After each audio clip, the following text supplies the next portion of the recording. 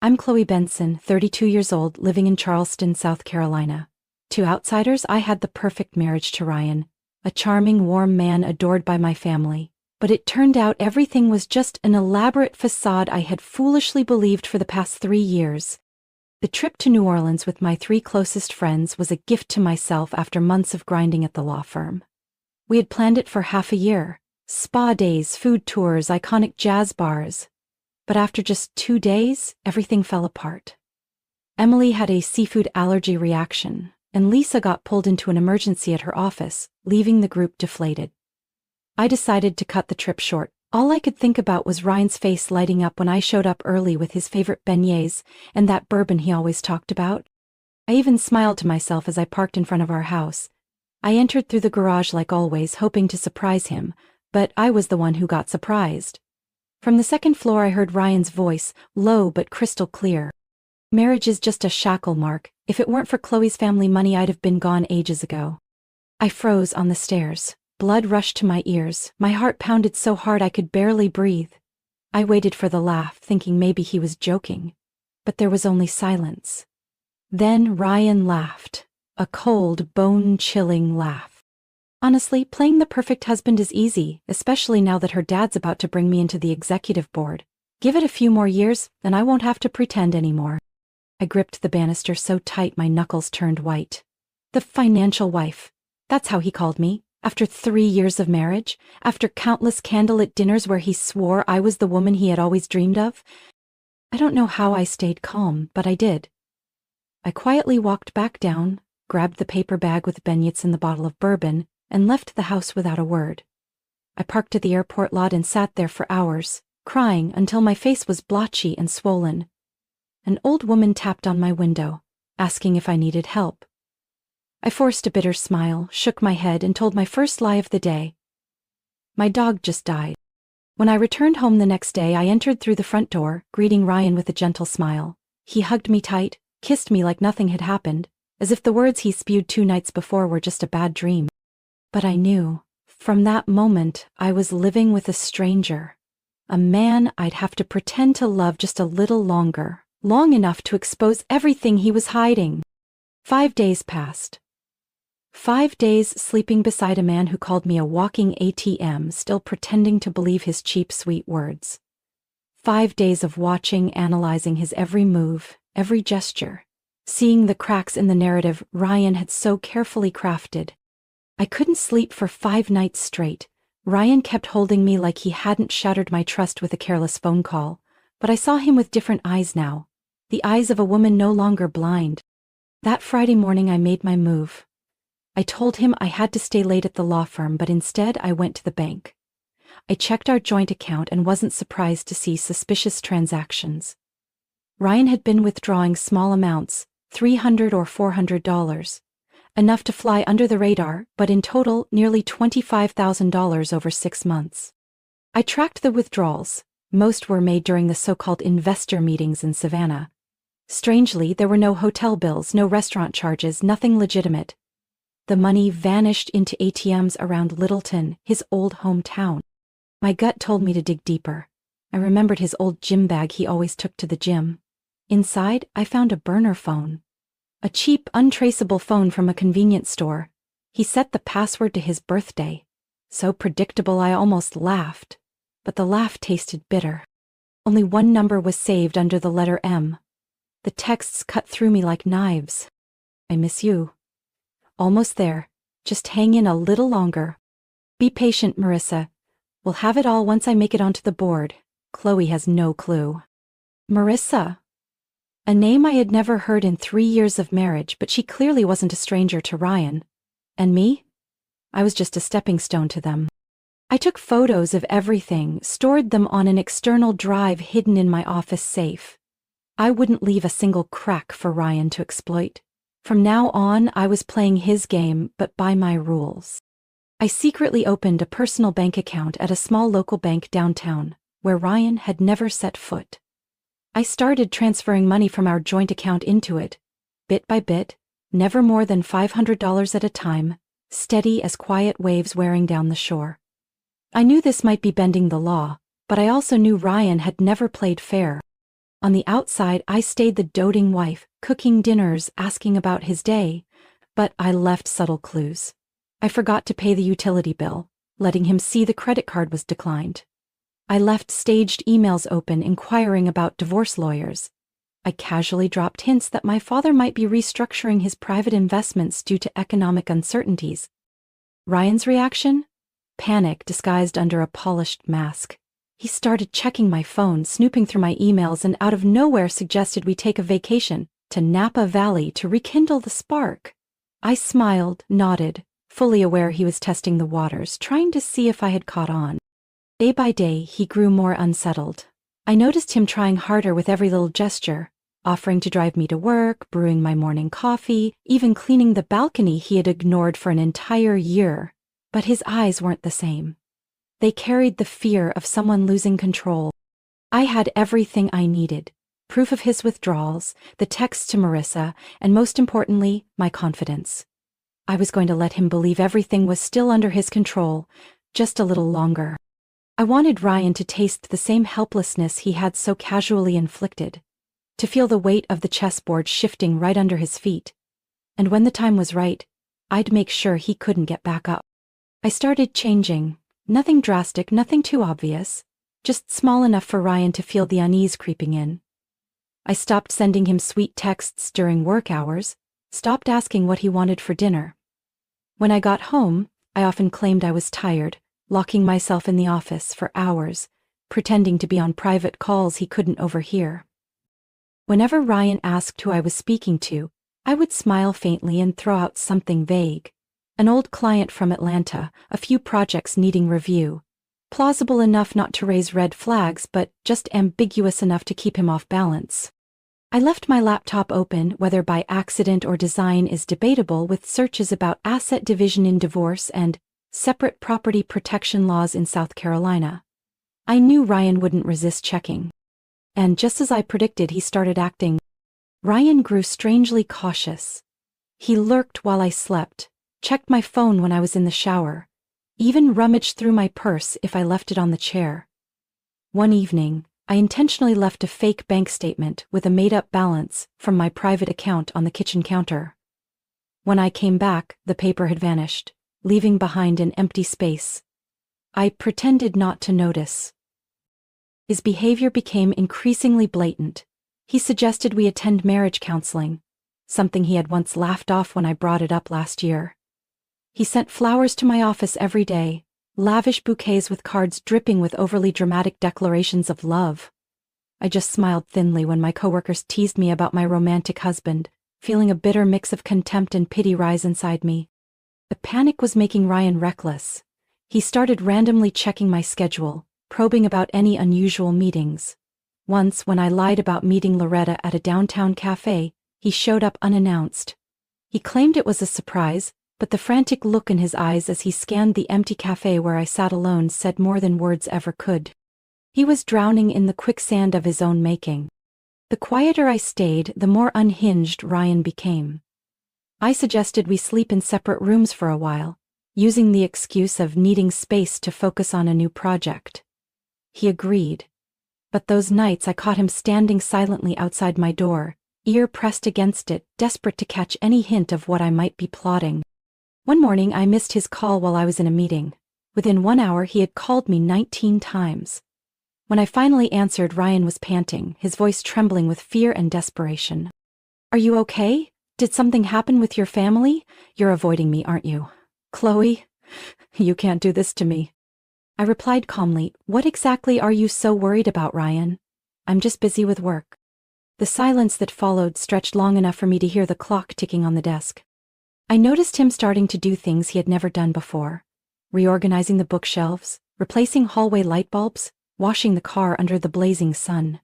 Sudden acts of domesticity so over the top that I didn't need to say a word to know he was trying to prove his presence was still necessary. I didn't give him that chance. I left divorce lawyer brochures in the mail tray on my desk, knowing he would find them and spiral. I casually dropped lines in fake phone calls about my father's company considering changing its asset division policy, loud enough for Ryan to overhear when passing by. He was like a caged animal, getting clumsier by the day, trying to hide his fear. One night I caught him standing frozen in front of the walk-in closet, holding our dusty wedding album. He said he was reminiscing about the early days of our relationship. I just nodded, offering no reaction, letting him drown in the panic he had created for himself. I never thought I could be this calm, but when you live with a man who sees you as a walking bank account, you learn how to be strong without ever needing to appear tough. I wanted him to feel, inch by inch, the coldness seeping into the house that once felt warm to me. And Ryan, even if he didn't fully understand what was happening yet, was beginning to sense the ghost of the truth. The day he feared most was coming closer than he realized. Saturday night dinner went exactly as I planned. I prepared his favorite lasagna, opened the red wine he liked to show off to his friends, even placed fresh lavender on the table, the flower he once said reminded him of when we first fell in love. Everything was so perfect, he couldn't have suspected a thing. Until I flipped the script. We sat under the soft glow of the dining room light, Ryan rambling on about the real estate deal he wanted to pitch to my dad next week. I sat quietly, offering the occasional smile, letting him play the role of the successful husband he clung to for so long. When he raised his glass to toast me, I took my chance. Ryan, I tilted my head slightly, keeping my voice steady. Do you remember what you said during our 3-year anniversary dinner? That I was the best thing that ever happened to you? He smiled, that familiar gleam of confidence in his eyes. Of course I remember. Why do you ask? I swirled my wine, pausing just long enough to make him squirm. Because, I said, eyes locked on his face, I think you forgot what you told Mark in your office last week. About regretting our marriage. About how, if it weren't for my family's money, you would have left long ago.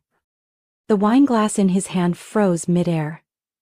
I watched his throat tense as he swallowed hard, but he tried to keep his cool. Chloe, you misheard. That was just venting to a friend. Everyone gets frustrated sometimes, says things they don't mean, you know that. Sometimes people say dumb things when they're overwhelmed. I chuckled softly, void of any warmth. Oh, and what about calling me the money wife? Was that part of the frustration too? Or the plan to climb onto the executive board so you'd have more options? Ryan slammed his glass down so hard the wine spilled onto the plate. He threw his hands up, looking like a man backed into a corner. Chloe, please. Let me explain. I've been under so much pressure. From work, from your family, from you. I felt trapped. But I never stopped loving you. I said those things when I was drunk. You have to believe me. I leaned back in my chair, watching the man I once thought was my safe harbor now flailing in his pathetic performance. Interesting, I murmured, because I remember you being completely sober, and sober enough to be texting Marissa. Or was she just another part of your crisis? Ryan turned pale. Now he had no excuses left. He stammered, then broke down in tears. The same tears that once melted my heart now only filled me with disgust. Chloe, you can't throw away everything we've built over one bad night, right? Have you thought about maybe having a baby? It could help us. Heal things. I laughed. This time the sound was as sharp as a blade. Ryan, I leaned in close, speaking slowly. If you think a baby is going to chain me down, you're just digging your hole even deeper. I stood up, not rushed, not angry. Everything I needed was already in my hands. I looked at him one last time, catching that desperate, broken look in his eyes, and I knew I was in control now. Dinner ended without anyone touching dessert. Ryan sat motionless at the table, clutching his hair in frustration, while I walked upstairs, locked the door, and smiled for the first time in months. Not because I felt victorious, but because I knew the game was over the moment he realized I had heard everything. I didn't give Ryan another chance to act. The next morning I left the house early, leaving him behind with the messy kitchen and the suffocating air of defeat. I went straight to the office of my private attorney, a woman Loretta had introduced me to, someone far removed from my family's social circle. Margaret Fields, a specialist in marriage and asset law, welcomed me into her small but discreet office in West Charleston. She didn't need much explanation. The evidence I brought was enough for anyone to see exactly the kind of man Ryan was. I've seen plenty of complicated divorces, Chloe. she said calmly. But I have to say, your husband isn't just unfaithful, he's stupid. What he left behind, the bank transactions, the burner phone, the texts with Marissa, they're a gift to us. I nodded, needing no more comfort. I no longer needed pity from anyone. Within 1 week, I worked closely with Margaret and my family's financial team. Every joint account, every trust I had once foolishly allowed Ryan to access was immediately frozen. He had no clue. I let him believe everything was fine, letting him play the perfect husband for a few more days. I met privately with my parents on Sunday evening in our family office. It wasn't easy to bring up. My father had always seen Ryan as the son he never had, and my mother once called him the golden son-in-law. But this time I kept my emotions out of it. Once I laid out the evidence, the room fell into a heavy silence. My father, the man who believed he could see through anyone with a single look, said nothing. My mother cried, but she didn't hug me like she usually would. She just whispered quietly, "My daughter doesn't deserve this." I persuaded them to stay silent until everything was settled. My father reluctantly agreed. He had lost his faith in Ryan, but it seemed his disappointment in himself cut even deeper than the betrayal itself. 3 days later, Margaret filed the divorce papers, complete with all the evidence, in court. Ryan was served while sitting in a meeting, pretending to discuss investment strategies with one of my colleagues. The look he gave me, I'll never forget. Shock, panic, then fury. But I only smiled faintly, nodding to him like any partner whose contract I was about to terminate. With irrefutable evidence and the full backing of my family's finance team, the divorce moved faster than I expected. In just 3 weeks, the court granted my request. The marriage was deemed fraudulent from the start, nullifying most of the prenuptial agreements in my favor. Ryan was cut off from every asset, every investment, every trust fund he once bragged about to his friends. He even had the audacity to demand the sports car I had given him for his birthday last year. But Margaret simply played the audio recording of him telling Marissa he only married me for money. The final hearing was swift. No one pitied him. I signed the divorce agreement in Margaret's office, my hands steady, my heart no longer bleeding. When the pen touched the last page, I knew I had closed a chapter I would never allow anyone to rewrite. Ryan didn't even wait the 24 hours mandated by the court. He disappeared from our house that very night. I wasn't there to see him off. I went out for dinner with Loretta, enjoying my favorite steak. The first time in 3 years I didn't have to pretend to be happy. It wasn't about feeling triumphant, I just felt weightless. Ryan always thought he was the one writing the script for our marriage, but he forgot. His so-called money wife could just as easily write her own perfect ending. News of our divorce spread faster than I anticipated. Charleston is small enough for whispers to travel from ear to ear, and fake enough for people to act like they'd never heard a thing when running into each other at charity galas or garden parties. Ryan didn't just lose his financial privileges, he lost the image he had carefully built over 3 years. Those who once called him the perfect son-in-law turned their backs on him overnight. His friends avoided him, business partners kept their distance, and his own family sent me a half-hearted apology text once everything unraveled. I heard through the grapevine that Ryan had moved into a cheap rental apartment in North Charleston, a far cry from the lavish dinners and suffocating cocktail parties he used to thrive on. But he wasn't alone. Not long after, Loretta sent me a photo. Ryan hand in hand with a tacky blonde woman at a cheap bar near Littleton. Marissa, the same woman from those sickly sweet messages he sent while lying next to me. The one he promised a royal life once the plan was complete. I wasn't surprised, nor was I angry. I quietly saved the picture as a reminder that when someone used to leech off others loses their lifeline, they quickly look for a new target. A week later, I received an email from Marissa herself. Her tone was defiant, laced with arrogance. "Chloe, I know it must hurt to see Ryan finally happy with someone he truly loves, but you don't need to worry anymore. He chose me." I laughed. No rage, no bitterness. I replied with just one line. "Good luck, Marissa, you'll need it." I didn't need to explain, she would figure it out soon enough. What Ryan did to me, he would do to her. Men like him don't change. They only change their targets. As for me, I moved out of the house that was never truly a home just 2 weeks after the final hearing. I rented a small apartment by the river, where I could sit for hours on the balcony, watching the sunset ripple on the water with no one to interrupt me. I painted the walls in my favorite cream color, hung paintings Ryan used to mock as too girly. Those little things, which once seemed insignificant, made me feel, for the first time in years, that I was truly living for myself. The first few nights in my new place weren't easy. I didn't cry because I missed Ryan. I cried because I mourned the version of myself who once believed in a love that turned out to be a lie. But that pain didn't last. It made room for a kind of freedom, lighter than anything I had ever known. My parents, after dealing with their own heartbreak, slowly became more proactive in reconnecting. My dad would sit with me on late evenings, saying little, just sharing a beer and watching baseball like we did when I was a kid. My mom sent me links to articles titled things like, "Signs He's a Gold Digger." I only smiled politely but appreciated her heart was in the right place. Loretta became my inseparable companion.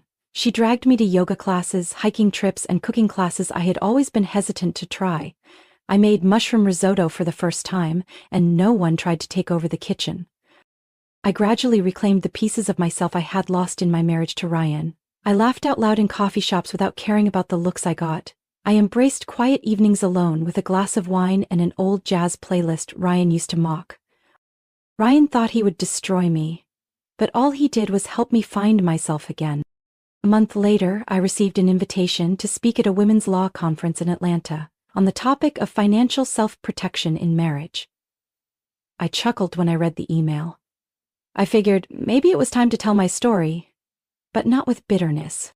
Just the story of a woman who had once been seen as a walking wallet and learned how to lock that wallet, and her heart at the right place at the right time.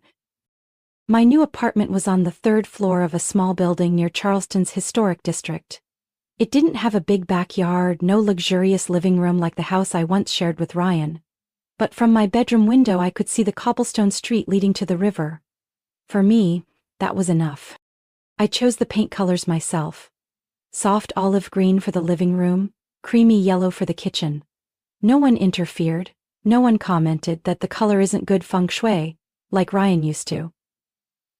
I hung up my old college photos, moments I loved but had hidden away behind the lifeless art Ryan picked out. On my first night there, I opened my favorite bottle of wine, sank into my newly bought armchair and watched the golden light bounce off the ceiling. A small, quiet space, untouched by anyone, where no one told me to lower my voice or mold myself to please them. I spent time rediscovering things I had abandoned. I signed up for a pottery class every Wednesday night. Beneath the clumsy glaze and awkward shapes, I realized how long it had been since I let my hands create something I truly loved. I also started reading old books, things Ryan used to scoff at as a waste of time. On Sunday mornings, I rode my bike along the river, breathing in the salty ocean air. I smiled when I caught myself humming along to an old song playing in my earbuds, not even realizing it. For the first time in years, my laughter wasn't forced. After everything, my parents also became a stronger anchor than ever. Family dinners were no longer a stage for Ryan to brag or control the conversation. My dad grew quieter, but each time he patted my shoulder, his eyes said more than 100 words. My mom? She became an unexpected ally. She no longer sent me articles about spotting a gold digger, but instead, recipes for the apple pie I loved most as a child. Loretta never left my side. She pulled me into endless coffee dates where we talked about everything but Ryan. We attended art exhibitions, outdoor indie concerts, the kind of things Ryan once sneered at as stuff for dreamers stuck in a fantasy world. Sometimes I still ran into old acquaintances of Ryan's around the city. They looked at me with a mix of pity and curiosity. I just smiled faintly, walking past them as if they were nothing but blurry shadows. Ryan used to be my entire world. Now, he was just an outdated name I no longer cared to mention. My life slowly filled with genuine connections. I learned how to say no to things that didn't make me happy. I realized sleeping alone wasn't as scary as I once thought. In fact, It became a time where I could listen to myself, healing invisible scars I had once pretended weren't there. One late night, I received another email from the Atlanta conference. They invited me to be a speaker for the panel on protecting women's financial rights in marriage. I spent a night thinking it over, then typed out my acceptance. Not because I wanted to relive the old story for sympathy, but because I wanted other women to know freedom doesn't come from anyone but yourself. Ryan had taught me the most expensive lesson of my life, and I knew I would never forget it. But I also wouldn't let the past hold me back anymore. The next morning, I brewed a cup of black coffee and stood on the balcony, watching the faint outlines of sailboats in the distance. I didn't need fancy dinners or expensive gifts. What I needed was peace. And I knew, this time, no one could take it away from me. I'm not sure when exactly I stopped thinking of Ryan as a wound. Maybe it was one spring afternoon when I was rearranging my small pots of plants on the balcony, my hands covered in dirt, yet my heart felt light.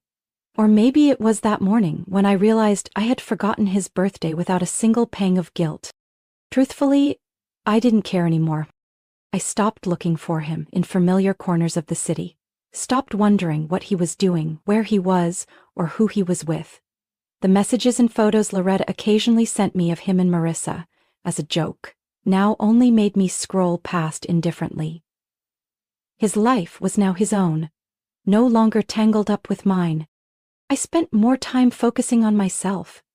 I signed up for a French class, something Ryan once mocked as silly who needs a dead language. I traveled alone for the first time in my life and realized I didn't need anyone else to fully appreciate the beauty of a foreign city. The people who once looked at me with pity now started looking at me differently, with curiosity and a bit of admiration. But I no longer cared about anyone's gaze. I didn't live to please others, nor did I live to prove anything to the past. My parents finally found their own peace too. Family dinners no longer revolved around Ryan or old stories. We talked about new projects, trips abroad, future plans that for the first time in years actually made me excited to think about. Loretta remained the best companion I could ask for. But now, she no longer checked my phone whenever a strange text popped up or secretly checked if Ryan showed up at social events. We had moved past those days, leaving behind the ghosts I had once let haunt me for far too long. One summer evening while I stood on the balcony, looking at the city lights glittering below, Loretta asked me if I thought I would ever love someone again. I just smiled, sipped my wine. If I do, I said, that person will have to learn to love the real me, not the version they can control. Loretta didn't reply. She just raised her glass and clinked it gently against mine under the soft golden light. I didn't need anyone to write me a fairy tale anymore. I had written my own story. And this time, I didn't need a prince to feel whole. I didn't need to say aloud that I was free. The way I lived, the way I breathed, the way I walked through familiar streets with new legs, that was answer enough. Perhaps the bitterest thing Ryan would never understand was this. The very things he saw as my weaknesses, my heart, my trust, were exactly what made me 100 times stronger than him. He once saw me as a walking wallet, a naive woman easy to manipulate. But I was no longer the Chloe he once knew. And I didn't need anyone to know that but me. In real life, Chloe's story isn't just a lesson about betrayal. It's a testament to the inner strength of a woman rising from the ashes. She chose not to drown in bitterness or blame, but to rebuild herself, step by step, with determination, courage, and self-respect. Chloe understood that true freedom doesn't come from someone else's love or validation, but from valuing yourself enough to live a life you choose. What do you think about Chloe's journey? How would you act if you were in her shoes? Feel free to share your thoughts in the comments. And don't forget to follow the channel to catch more heartfelt stories about family life.